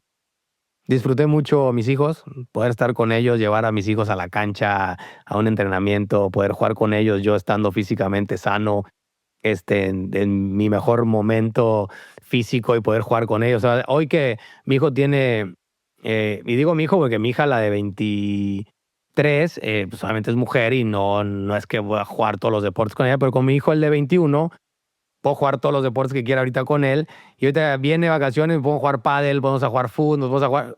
Y vivo como si fuera mi hermano, ¿me entiendes? Es como tener un hermanito, y poder vivir con él, todo, con mis hijos, los grandes, todo esto, o que aprovecharan esta plenitud que yo tuve, porque el deporte también se acaba rápido, que ellos hayan podido vivir junto conmigo la plenitud de mi vida, es algo que no, o sea, que no me ¿Qué significa arrepiento. para ti ser Y padre, cabrón? para mí ser padre significa darle sentido a la vida. Yo creo que a este mundo venimos, Dios creó un hombre, una mujer para procrearse y compartir la vida. Yo creo que no venimos a este mundo a estar solos. Venimos a compartirlo y creo que la manera más genuina de compartir algo es cuando tú engendras un hijo. Qué mejor compartir que juntar dos personas para crear una. Entonces eso es para mí el secreto de la vida. Nosotros venimos a eso, a compartirla y a dejar herencia. Entonces yo poder decir, soy papá fue porque quiero dejar un legado. Quiero dejar una huella que la sigan repitiendo generaciones y generaciones. Si no eres papá, pues nunca nadie se va a decir, oye, pues mi papá era Alejandro Vela, que fue futbolista y gracias a él, a que yo lo vi esforzarse, a trabajar, yo también soy futbolista, lo intenté y llegué y a mi hijo le voy a inculcar que si no trabaja y que si no, o sea, y se va volviendo esta cadena, ¿no? Entonces, yo también me reflejo en mi papá, que él no pudo ser futbolista profesional y de la satisfacción que le pude dar de que yo pude llegar, que me pudo ver. Fue al día de mi debut, estuvo conmigo en los mejores momentos, mi mamá, que son las que me apoyaron toda la vida. Ver la satisfacción de sus caras, decir, valió la pena el sacrificio de dejarlo ir con 16 años y no dormir nosotros, porque me lo decían después, no ahorita. O sea, cuando estaba en el momento no me lo decían para no preocuparme, pero ahorita que hablo con ella me decían, Alex, yo no dormía. No dormíamos sabiendo qué te estaba pasando. Aparte, ¿sabes qué? O No sea, sé si lo estabas en has... Guadalajara, existía el Ladatel, no había celulares. O sea, yo no sé si mi hijo está bien, si está durmiendo bien, si lo están cuidando, si no está haciendo algo malo, si está haciendo no sé qué le pasa a mi hijo. Estoy en Cancún y no puedo hacer nada. Oye, no sé si lo has pensado así también, pero no solo ese impacto que ha tenido para tus padres, ¿no? Sí, el suspenso, ¿no? El drama, pero también estar ahí para ti y todos los valores que te inculcaron. Pero también, desde mi perspectiva, Alex, ha sido una inspiración para tus propios hermanos. Sí, No sé si lo has meditado así, si lo has pensado, pero el tú abrir brecha, agarrar el pinche machete, alguien tenía que agarrar el machete. Alguien, güey, tenía que abrir camino independientemente de lo que ha logrado tus otros tres hermanos en el deporte o fuera del deporte. No sé si lo han conversado así y no sé si tú lo habías pensado, pero yo hoy te lo digo. O sea, abriste brecha para una familia hoy, pues, que ha servido de inspiración para muchos mexicanos. sí, yo creo que alguien tiene que dar el primer paso siempre, ¿no? Y normalmente pasa Y quizás era que tu el labor, primero y güey. el que hace la chamba es para ayudar a que los que vengan cosechen algo mejor. Pero la satisfacción de haber tú sido el primero, el que empezó, tiene su recompensa, ¿no? Y su recompensa, no quiero decir que sea quizá económica, o, pero es una recompensa interna, es una recompensa de satisfacción personal.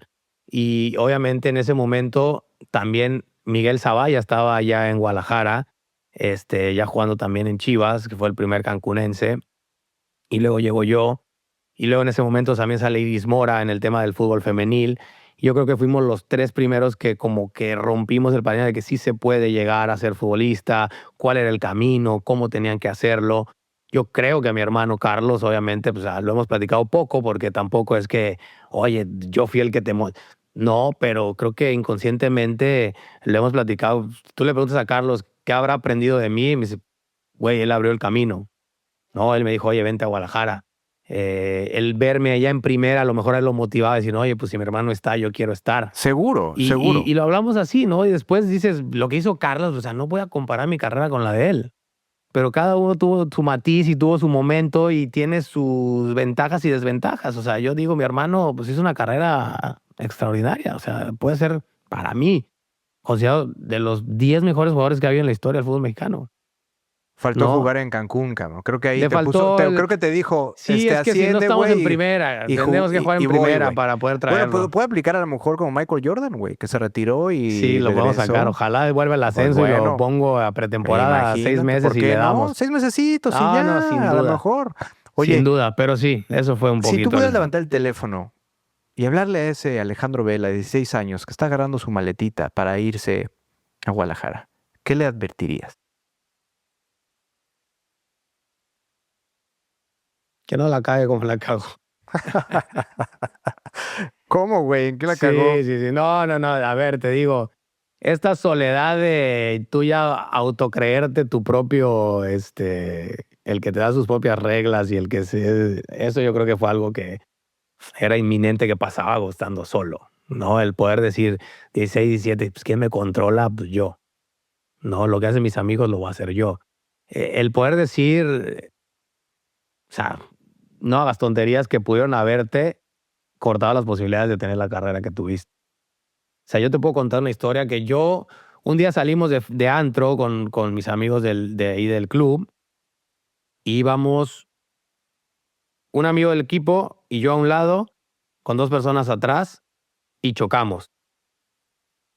Chocamos, afortunadamente. No le pasó mucho al carro, pues fue una moto, pero el de la moto casi lo mata, mi compañero que iba manejando. Se hizo un caso famoso en la prensa ya, que había se llamaba el show de la barandilla, que salían siempre los borrachos que chocaban, que se peleaban todo, y sale el caso de él. Y ese muchacho ya entrenaba con el primer equipo, ya estaba en primera división, y después de ese caso lo volvieron a relegar y no pudo hacer una carrera en primera división por ese error. Y yo estaba a un lado de él. Imagínate que yo hubiera sido el que estaba manejando. Entonces, todas esas decisiones que nadie te controla porque dices, no, yo ya estoy grande, ya soy mayor de edad, yo ya sé lo que hago, te pueden acabar la vida y la carrera en un segundo. Te tocó ver muchos jugadores que eran unos pinches cracks. Sí, muchos, y que muchos. o no llegaron, o se perdieron en el camino, Muchos. o que sí llegaron y jugaron un partido, pero que eran unos cracks. Porque Cracks. yo recuerdo que estando en Fuerzas Básicas, yo dije, ¿qué pedo con este güey? O sea, juega todo, güey. Un piano y no llegó acá. Muchísimos. O sea, yo te digo que por categoría siempre había 2, 3 joyas que decías, estos van a llegar, y no llegaban. No llegaban. Y muchas veces es por la expectativa que se ponen ellos antes de, y que ellos se pierden, se desubican y terminan creyéndose antes de que fueran lo que Güey, no fueron. Por eso todo el mérito que sí la cagaste, claramente, sí, tú lo mismo lo has dicho, pero todo el mérito que tienes de una carrera de 15 años con estas lesiones, porque no está fácil, nada sencillo fíjate que estar ahí y mantenerte, güey. Claro, lo que te digo clave, que te digo, a ver, no es la mejor decisión, no se lo voy a recomendar yo a un joven. Que sean papás a los 18 años, güey. No se lo voy a recomendar nunca a nadie. Pero a mí esa quizá mala decisión o una decisión no planeada, yo la tomé de la manera correcta y positiva de decir, ok, ya fue. Ahora, ¿cómo hago que esto sea una buena decisión? ¿Sentías más presión de ser papá o del entrenador, güey? No, pues el papá. Se imagínate que estén esperando, oye, ya no hay pañales, ya no hay güey. leche, vamos al súper. Oye, yo antes con mis vales de despensa me alcanzaba y ahora, hijo, hay que ponerle. Entonces, te digo, yo creo que todas las buenas y malas decisiones, la clave está en qué enfoque le das. ¿Cuál fue, no sé si emoción, pero quizás, digamos, lo que más te dolió cuando te retiraste?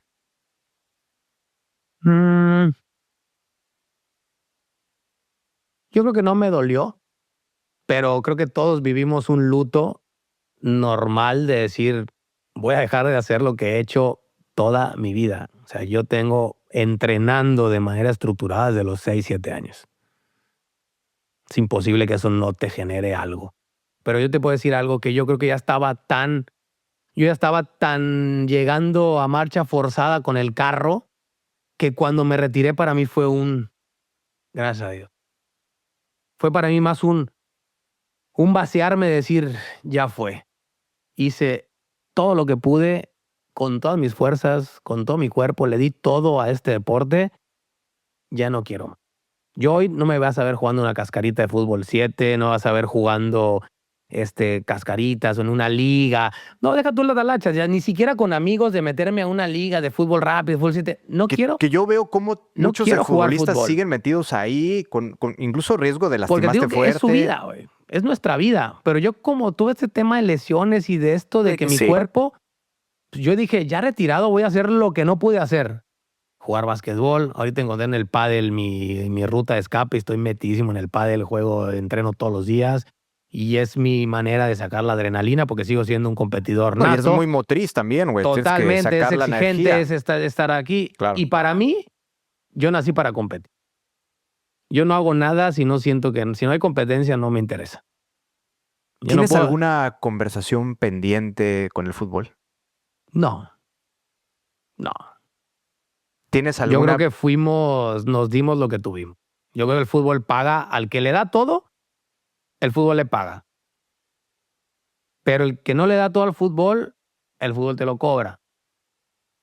Y yo creo que le di todo al fútbol. Yo no me guardé nunca nada. Si algo puedo decirte que de lo que me siento orgulloso en mi carrera, es que yo todos los días que me paraba a entrenar, entrenaba como el mejor. Yo todo entrenamiento me lo tomaba muy en serio porque lo disfrutaba tanto que decía, no me puedo venir hoy a hacer güey al entrenamiento. Yo estando ahí me prendía, me motivaba y decía, güey, esto es para lo que nací. O sea, para mí, el llegar todos los días a decir, Qué chingón. para esto me pagan y esto lo disfruto. Qué rico, güey, qué rico. Cada entrenamiento para mí era una joya y era decir, güey, aquí saco todo lo que tengo. Tuve pedos en mi casa, bueno, aquí me lo voy a sacar. Me peleé con mi mujer, bueno, pues hoy aquí voy a clavar 20 goles para que se me olvide, voy a hacer tiro a gol, remates. Yo le di todo lo que tuve al fútbol. Todo, todo, todo. Hoy, directivo, Cancún FC. Yo sé que estás muy metido ahí, desarrollando este proyecto. Si tuvieras que inclinarte, Alex, ¿te inclinarías más hacia generar talento o ganar campeonatos? En el punto en el que está hoy Cancún FC, genera talento. Hoy, como te digo, el fútbol, tienes que saber qué eres, qué proyecto, hacia dónde vas, cómo es la industria, cómo es el negocio. Al final esto es un negocio y nosotros tenemos que rendirle cuentas a dueños, a inversionistas que tienen que hacer sustentable este proyecto, que ya no tengan que poner dinero, sino que empiecen a ganar dinero. Entonces yo creo que la fuente más grande de ingresos en el fútbol siempre va a ser vender jugadores y desarrollar jugadores para vender. Entonces yo creo que hoy en el punto en el que está esta liga sin ascenso, el enfoque número uno de nosotros es tener talento joven que todavía tenga potencial y proyección de primera división. Ese es el secreto y el pilar de nuestro proyecto hoy. Ojo, es que una cosa no debe estar peleada con la otra. ¿Me entiendes? Pero si tú haces la estructura correcta y pones el foco en lo que tiene que ser. En consecuencia, Si yo tengo buenos jugadores, jóvenes, con proyección, con hambre, con ganas de trascender, automáticamente voy a tener un equipo competitivo que se va a acercar a ganar. Y no priorizo el ganar por encima de no tener este tipo de perfiles que además le agregan valor al club cuando puedas proyectarlos a otro lugar. Porque si no, yo armaría un equipo competitivo con gente grande que ya pasó su momento en primera división, que siguen siendo muy buenos hoy, pero a futuro no me van a dejar nada. Entonces yo tengo que balancear y equilibrar mucho el equipo, a decir, yo necesito tener esos 4 o 5 pilares de jugadores hechos que ya ganaron todo, que ya hicieron su dinero, su carrera, pero que me van a ayudar a crear un hábito competitivo, ganador, de aconsejar y de ayudar a crecer a los chavos, pero quiero tener otros 18 que tengan un hambre de ser lo que yo quise ser cuando tenía 16. Quiero llegar a primera división, cueste lo que cueste. Y esa es un poquito la cultura que queremos generar acá. he aprendido, sin estar metido en las tripas, que un equipo de fútbol puede generar ingresos, obviamente, en la compraventa de jugadores, ¿no? Obviamente partidos, estadio, merchandising, etcétera, y sponsors, ¿no? Básicamente. En tu proyección, obviamente, que entiendes bien el juego, es decir, cuál es la vocación de mi equipo hoy, ¿no? Que vamos a desarrollar talento y en consecuencia podemos tener buenos equipos. En 2020 te aventaste un tweet que tiene que ver con la famosa desaparición del ascenso. Y hoy se llama Liga Expansión, ¿no? Si no me equivoco, ¿no? Entonces ya no puedes ascender a primera división. Y supuestamente la retórica, y aquí corrígeme, pues es, no, vamos a desarrollar los talentos, Jóvenes, ¿no? y una liga para jóvenes y la chingada, ¿no? Y no hay ascenso. Entonces, digamos que las metas son otras. Pero obviamente creo que el timing no fue el mejor. 2020, pum, se cancela Pandemia. el torneo, pam, pam, pam, Todos con problemas económicos. bajo la cortina, pam, pam. Hoy, después de 6 años, ¿ha evolucionado ese pensamiento en relación a la liga de expansión? ¿Qué dirías? No, yo creo que el enfoque fue pésimo. Tu segunda categoría, tu segunda división más importante de tu país no puede ser una liga juvenil. Para eso están las fuerzas básicas. Tu segunda categoría tiene que ser muy competitiva para que el talento joven que aún no ha llegado se acerque lo más rápido posible a lo que va a vivir en primera división. Y tú, cuando debilitas tu segunda categoría, lo único que haces es arruinar el proceso a todos los jóvenes que quieren llegar a primera división. Porque hoy un chico sub-21 lo subes al primer equipo, no tiene el nivel de experiencias para jugar en primera división porque ha jugado toda la vida con gente de su edad. Pero luego lo mandas a la expansión y como no hay recursos, no hay motivación, no hay incentivos y tienes una brecha entre 23 a 28, 29, dicen, no, es que estos ya están viejos, ya no los voy a llamar a primera división. Entonces, nunca hubo un objetivo con esta categoría. No fue una liga de desarrollo, no es una liga de desarrollo. Nosotros como Cancún tampoco es que yo quiero hacer un equipo infantil, juvenil. No, yo para eso tengo mi filial que está jugando en la tercera división y ahí pongo chicos de 15, 16 años a jugar. Cuando nadie los pone. Yo los quiero poner y quiero gente local y quiero los talentos que otros no quieren. Pero en mi primer equipo yo quiero gente de 20, 21, 22, 23 que todavía tenga la motivación y el hambre de llegar a primera división y yo le voy a ayudar a ponerlo en su mejor versión. Y yo lo voy a exigir a que juegue al tope, a que llegue al límite. Y hoy está pagando un poco el fruto nuestro proyecto porque esta ventana pasada de invierno logramos acomodar a 3 jugadores en primera división. Un africano de 20 años que se fue al Querétaro, ha sido titular en las 5 fechas que van. Benjamín Galindo, que lo menospreciaron todos porque cuando debutó con Chivas con 18 años le achacaron un par de errores y lo hicieron parecer el peor jugador del mundo. Jugó más de 100 partidos conmigo en Cancún, fue campeón y fue el capitán y hoy está siendo titular en el San Luis. Todos los partidos que ha jugado el San Luis, siendo un gran líder para el equipo. Y Jorge Díaz Price, un chico cancunense que tuvo una carrera medio vertiginosa porque salió de la nada, se lo llevan a León, es novato del año en León, de repente desaparece y hoy lo volvimos a rescatar, le volvimos a dar la confianza, la oportunidad de jugar. Es un chico súper talentoso, un chico que nunca debió haber dejado de jugar en primera división y hoy está jugando en el Toluca, que es el equipo bicampeón. Entonces para nosotros tiene un valor gigante, porque quiere decir que lo que pensamos sí resulta cuando lo haces con el enfoque correcto, cuando tienes la estructura correcta y cuando tienes el camino bien estructurado y bien armado. Por eso te digo, no nos saltemos los pasos. En nuestro proyecto, mientras no estemos en primera división, el objetivo va a ser tener jugadores que todavía quieran y puedan estar en primera división. Y obviamente ellos nos tienen que ayudar a que el equipo pelee arriba porque siempre se van a fijar en los equipos que están arriba. Por eso te digo que no está peleado el ganar con desarrollar y formar jugadores competitivos. Pero el fútbol mexicano parece que es el contrario. Es que mi proyecto es de desarrollo y no importa que vaya en último lugar, pues estás generando y desarrollando chicos perdedores. Porque no le enseñas a un chico de 17 años que no puede ganarle a uno de 25. Al contrario, eres bueno, le puedes ganar al de 25. Oye, ¿sientes que esta misma pasión que lograbas sentir en el rectángulo, hoy fuera de él, es muy parecida o igual? Hoy como director Mira, la pasión deportivo, por el fútbol sí, pero realmente no existe nada, Está muy cabrón. nada como estar parado adentro. ¿cuál fue el gol más Nada. memorable, güey? Eso que dijiste, puta, me explotó la cabeza. Es que tengo en diferentes momentos y diferentes estilos. Entonces, yo puedo decir que el del debut es como el, güey, debutar en primera división con las Chivas marcando gol. Eso es algo que muy pocos han hecho. Luego me dices, ¿cuál creo que ha sido el más bonito? Hay uno que le hago a Morelia con Jaguares que me llevo a 5 o 6 desde medio campo y termino haciendo un gol estilo de estos maradonianos.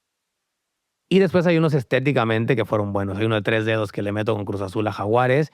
Y uno que me gusta mucho a mí es el que le hago en Copa Libertadores al Pachuca, en un córner que llego a punto penal, salto, pero mucho, y le clavo un cabezazo a Calero, que en paz descanse. Y ese fue la voltereta a Pachuca en octavos de final de Copa Libertadores. Y ese partido creo que fue los mejores que he jugado en mi carrera. Creo que hice gol, asistencia, provoqué una expulsión que luego se fue el tercer gol de Chivas. Y en esa Copa Libertadores fue cuando eliminamos a Boca Juniors y nos quedamos en semifinales, que teníamos un equipazo. Entonces, ese momento y ese gol fueron de los más importantes de mi Pensé carrera. que me ibas a decir el de la final con Toluca, güey. No, también, pero a ver, ese momento del partido de Toluca, de verdad que yo soy muy de que los partidos estos que fueron como muy caóticos, los trato de sacar de mi ecuación. O sea, no. Ese gol nos metió al partido y todo, pero luego saber que acaba con un penal que fallé yo y perdemos, ya, yo lo saco de mi ecuación y no. Está fuera del Ese inventario, partido de verdad que es una locura. Nada más de pensar el cansancio físico y mental que teníamos en esa final, ya me hace no pensarlo y no disfrutarlo. No O sea, está muy agradable no, que no, digamos, no. güey. Para Oye, nada. vamos a ir cerrando la conversación, mi Alex. Tú, poca madre. Vamos con unas preguntas rápidas. Y le doy chamba a la inteligencia artificial, güey. Ya pues, te conoce muy bien, está programadita, güey, para que te arroje una pregunta. Pero necesito de ti 2 cosas. La primera, que me digas con qué estilo quieres que venga la pregunta. Incluso puede ser nombre propio, ¿eh? Con el estilo de Benjamín Galindo, qué sé yo, o de Messi o de un entrenador. ¿Pero como estilo en qué sentido? Con un tono. La inteligencia va tratar de adoptar el tono o el estilo de la persona o del contexto, con el estilo de un deportista de alto rendimiento, con el estilo de un hombre de negocio, con qué sé yo. Entonces, puede ser estilo o puedes incluso decir tal cual, como si fuera tal persona, vivo o muerto, que admiro, que me haga una pregunta. Ese es lo primero que necesito de ti. ¿Con qué estilo, tono puede ser alguien o no? Con el estilo y tono de mis padres. Ok. Me gustaría saber ¿Sobre qué tema? sobre qué opinan de mí, de lo que fui Ok. como hijo y como profesional. Sobre como hijo y profesional.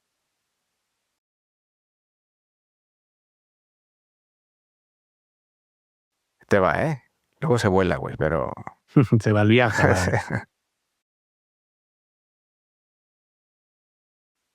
Alejandro, cambia un poquito el ángulo. Y dice, si tus papás estuvieran aquí sentados y con la honestidad que solo unos padres pueden tener, hablaran de ti como hijo y como profesional, ¿qué crees que dirían? ¿Que hiciste bien? ¿Y qué te reclamarían en silencio que todavía les debes? Fuerte. Creo que pedí cosas fuertes. Yo que creo que reconocerían de mí que fui un hijo que cuidó mucho los valores que ellos me inculcaron, eh, que se entregó siempre a tope en lo que quiso, porque yo creo que es algo que lo tengo de los dos. Eh, yo creo que los representé de una buena manera, porque sí creo que fui una persona siempre honesta, de buenos valores, buena persona, porque yo es lo que vi y aprendí en mi casa. Entonces yo siempre tenía en mi mente, no les puedo fallar a mis padres en lo que ellos me enseñaron, ese tema de valores. Entonces yo creo que dirían, hijo, lo hiciste muy bien en que tomaste una decisión de irte y cumplir tu sueño y lo cumpliste. Y aguantaste madrazos jodidos. Papá, ser papá joven, 4 cirugías, el no estar en tu casa, yo creo que eso lo valoran mucho y creo que eso estarían orgullosos de ver lo resiliente que fui, lo aguantador que fui para poder lograr lo que quise. ¿Y el reclamo? Yo creo que el no decirles y no hablarles tanto, no decirles cuánto los quiero, cuánto los amo, yo creo que eso lo reclamarían. Porque no somos muy abiertos a expresarnos de palabra. Entre mis hermanos, mi familia, somos muy secos. Yo creo que es mi mamá sobre todo. Me reclamaría siempre eso. Pues ahí lo tienen, público inteligente y conocedor. Alex Vela, eres un genio resiliente, cabrón, apasionado. ¿Quieres compartir tus redes, algún dato de contacto, alguna información? No, pues síganme en Instagram, que es la que más uso, Alex Vela G. Ahí pueden seguirme. Ahí trato de subir mucho contenido de lo que hago en el fútbol, en mi vida privada, en mis pasiones, mis pasatiempos. Comparto cosas de mi familia, de mi vida. Creo que soy una persona súper abierta a colaborar, a ayudar. Empresas, marcas que quieren un empujón, que quieren hacer algo. A mí me encanta la gente que quiere. Mm, Y si yo tengo algo que les pueda ayudar, cuenten conmigo siempre. Yo soy una fanático de ayudar a gente que quiere. Porque la gente que no quiere, pues, obviamente, no va a llegar a ningún lado. algo que quieras gritarle al mundo. Nada, que sigan sus sueños, que todos los obstáculos lo vean como una oportunidad y no como una limitante. Y que incluso cuando la caguen, le encuentren el lado positivo y le saquen provecho a todos los errores porque se aprende más que de los aciertos. Hoy antes de cerrar las clásicas de gritones, la frase que te repites cuando necesitas fortaleza es... Dios está contigo. Siempre digo, Si pudieras elegir un superpoder, ¿cuál elegirías? yo creo que volar. ¿Por qué? No sé, me gustaría a veces alejarme de todo e ir viendo lo que es el mundo y toda la creación que ha hecho Dios y poderte alejar y ver todo esto que es tan hermoso, porque a veces nos hacemos tan chiquitos con los problemas que solo vemos lo que tenemos aquí en el cuarto que yo creo que volando y desde arriba dirías, güey, la vida y el mundo es mucho más que encerrarte en tu oficina, en tu trabajo, en tu escuela, en una tarea, en un problema. O sea, el poder alejarte y decir, ver, la vida y el mundo es mucho más que enfocarte en las pequeñas cositas que te estorban. ¿Tienes alguna práctica que te ayude con paz mental? No, pero fíjate que he encontrado que cuando dejo de leer la Biblia, me consume más las cosas del mundo, este estrés del trabajo, de las cosas así. Y cuando leo y me tomo el tiempo de leer 2, 3 versículos que te hacen sentir, te meten un dardo, decir, güey, esto es más simple de lo que te estás tú preocupando. No te afanes con las cosas que no controlas. Recuerda que siempre hay alguien que está ahí contigo, que siempre en las buenas y en las malas va a estar. Eso me da mucha, mucha paz. Y obviamente algo que me ayuda a aislarme cuando estoy así es el pádel. Ahorita creo que tener un deporte o algo que te haga desconectar, eso ayuda mucho. Y yo creo que el pádel encontré, digo, yo soy muy competitivo, yo necesito un deporte que me exija. Y en el pádel he encontrado ahorita ese deporte que me exige y me ayuda a mantenerme eléctrico, competitivo. Y ya después de eso, creo que ya llego a mi trabajo de mi casa como diciendo, ya, hice mi actividad, saqué Mucho todo lo más que zen, tenía. güey, ¿no? Sí, sí, Más sí, bajado sí, a sí. tierra. Todos los deportes a mí me encantan, pero ahorita el pádel me está dando duro. ¿Qué no volverías a negociar nunca? ¿Qué no negociaría nunca? El que la opinión de la gente sea más importante del conocimiento de lo que tú eres. Cerramos oficialmente con que me ayudes a completar esta frase. Yo encuentro mi grit o mi coraje personal, ¿cuándo? Yo encuentro mi coraje personal cuando hay injusticia. Bien. Hasta el siguiente episodio. Gracias, güey. No, gracias a ti. Placer. Chingón. Súper. Antes de cerrar este episodio, piensa en alguien que necesita escuchar justo esto que acabas de oír. Ahora haz 3 cosas. Dale like, suscríbete y compártelo justamente con esa persona que estás pensando. Porque una conversación así puede ser el punto de quiebre en la vida de alguien más. Y si tú también sabes que tienes algo valioso que aportar, tienes una historia que merece ser contada, pero aún no la has convertido en una nueva narrativa, quizás el podcast es un vehículo ideal para ti. Así que entra al enlace que encuentras en la descripción de este episodio y velo con tus propios ojos, porque tu voz también puede cambiar historias, incluida la tuya. Y no lo olvides, la inspiración está bien, pero la acción es mejor. Soy Braulio Filoteo y esto fue Gritones. Hasta la próxima.